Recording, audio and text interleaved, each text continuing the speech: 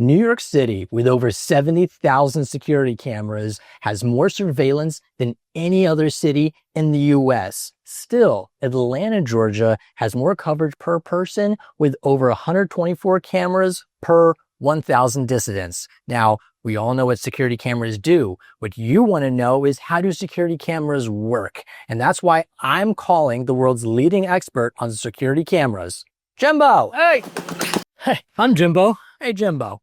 Our viewers want to know, how do security cameras work? That's a great question. I was just about to do a podcast about that very topic. You want to join? You know what? I've got time. I could sit in for a sesh. All right. Welcome back to the Security Bros. I'm Ken. This is Jimbo. As you know, Jimbo, our viewers want to know, how do security cameras work? So there's multiple components that make up a security camera. Inside every camera, there's a mini technological universe. So let's take a peek inside. First, you have the lens. This is basically the camera's eyeball. It captures the image, whatever it's pointing at. And then you have the image sensor. This is where the magic happens. It converts the image into digital data. Third, you have a processor. This processes that digital data and decides what's important. Think of it as the brain of the camera. To help it see at night, a camera is outfitted with IR LEDs, or infrared LEDs. They light up the darkness and you won't even notice because they're invisible to the human eye.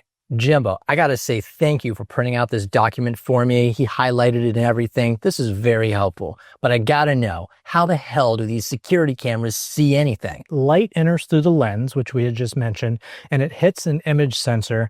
The sensor then converts this light into an electrical signal, which is then processed into an image or video. Fascinating, fascinating. But Jimbo, I have more questions. How do security cameras see at night? Remember those infrared LEDs we just talked about? Security cameras use these to illuminate the scene.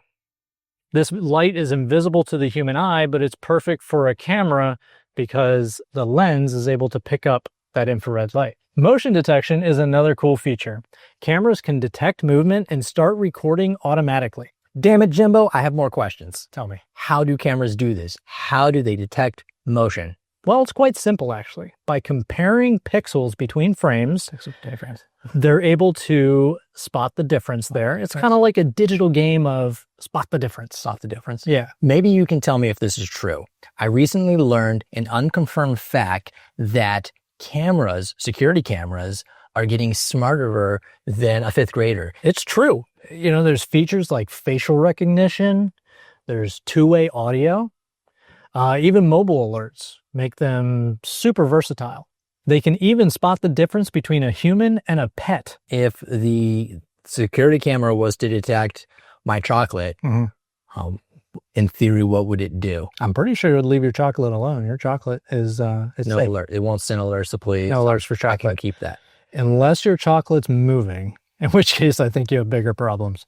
If I'm reaching out and I'm like taking the chocolate like this, real slow, the smart security camera will know. It would know. Wired cameras are the most common and offer the most stability. The two options for wired cameras.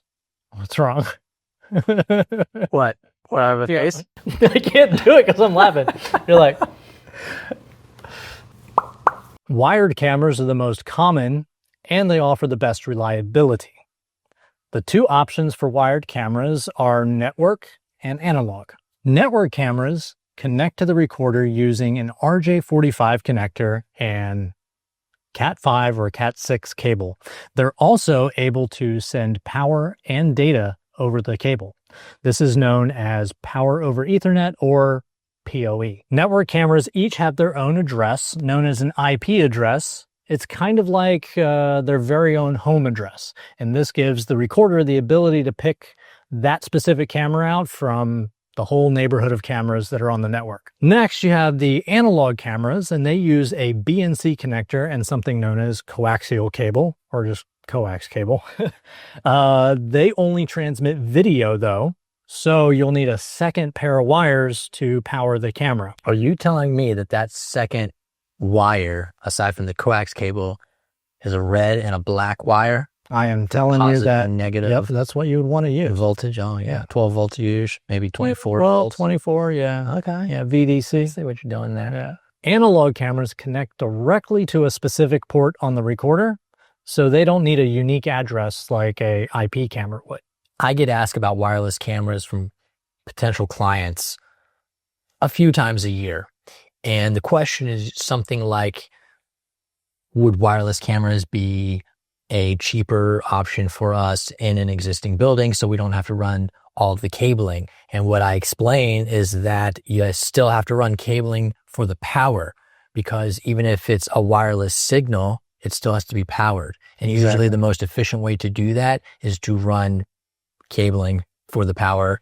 And if you're going to do that, you might as well just run the whole Cat5, the network cable, and then you don't have to worry about an issue with wireless signals. Now, there are some home security cameras like Arlo that are completely wireless, but in that case, you still have to charge the battery every so often, depending on how much motion it's using and how far it's transmitting. And so most of our clients, because they're commercial, are not interested in getting up on a ladder once every week or 3 and popping these cameras down, charging them for a while, and then climbing back up, putting them back in place. That's way too much of a hassle. So those are not good for commercial situations unless what you're trying to do is send actual wired cameras wirelessly between buildings. So sometimes we have a scenario, maybe it's a storage facility with multiple buildings and we have cameras across all of those buildings. We'll build a wireless mesh, but everything's still hardwired.